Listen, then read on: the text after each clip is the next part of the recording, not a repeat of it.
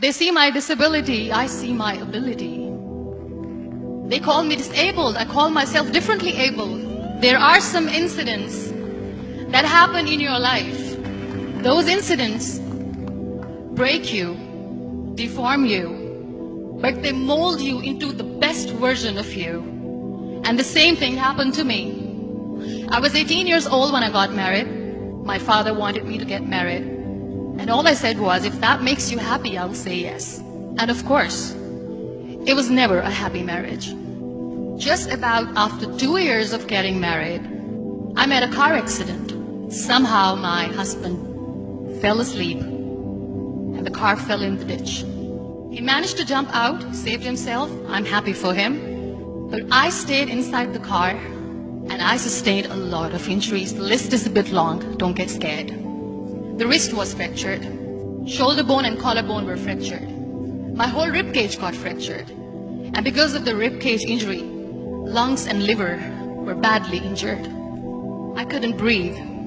I lost urine and bowel control. That's why I have to wear the bag wherever I go. 3 vertebrae of my backbone were completely crushed, and I got paralyzed for the rest of my life. I finally ended up in a hospital where I stayed for 2.5 months. I underwent multiple surgeries. One day, doctor came to me and he said, well, I heard that you wanted to be an artist, but you ended up being a housewife. I have a bad news for you. You won't be able to paint again because your wrist and your arm are so deformed, you won't be able to hold a pen again. Next day, doctor came to me and said, your spine injury is so bad, you won't be able to walk again. Because of your spine injury and the fixation that you have in your back, you won't be able to give birth to a child again. That day, I was devastated. I asked my mother, why me? And that is where I started to question my existence. Why am I even alive? And that is where I realized that the words have the power to heal the soul. My mother said to me, this too shall pass. God has a greater plan for you. I don't know what it is, but He surely has. And in all that distress and grief, somehow or the other, those words were so magical that they kept me going. One day I asked my brothers, I know I have a deformed hand, but I'm tired of looking at these white walls in the hospital and wearing these white scrubs. I'm getting tired of this. I want to add more colors to my life. I want to do something. Bring me some colors. Bring me some small canvas. I want to paint. So the very first painting I made was on my deathbed, where I painted for the very first time. It was not just an art piece or just my passion. It was my therapy. And then I was discharged and I went back home. And I went back home and I realized that I had developed a lot of pressure ulcers on my back and on my hip bone. I was unable to sit.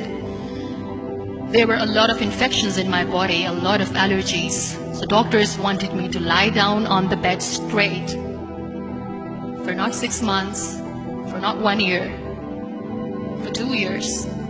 I was bedridden, confined in that one room, looking outside the window, listening to the birds chirping, and thinking maybe there will be a time when we'll be going out with the family and enjoying the nature. That was the time where I realized how lucky people are. That is the time where I realized that the day I'm going to sit, I'm going to share this pain with everyone to make them realize how blessed they are, and they don't even consider them lucky. That day I decided that I'm going to fight my fears. We all have fears. Fear of unknown, fear of losing people, fear of losing health, money. We want to excel in career, we want to become famous, we want to get money. We are scared all the time. So I wrote down one by one all those fears. And I decided that I'm going to overcome these fears one at a time. You know what was my biggest fear? Divorce. I was trying to cling on to this person who didn't want me anymore, but I said no. I have to make it work. But the day I decided that this is nothing but my fear, I liberated myself by setting him free. And I made myself emotionally so strong that the day I got the news that he's getting married, I sent him a text that I'm so happy for you and I wish you all the best. And he knows that I pray for him today. Number 2 was, I won't be able to be a mother again. And that was quite devastating for me. But then I realized there are so many children in the world, all they want is acceptance. So there is no point of crying, just go and adopt one. And that's what I did. People think that they will not be accepted by the people because we, in the world of perfect people, are imperfect. So I decided that instead of starting an NGO for disability awareness, which I know will not help anyone, I started to appear more in public. I started to paint. I decided that I'm going to join the national TV of Pakistan as an anchor person.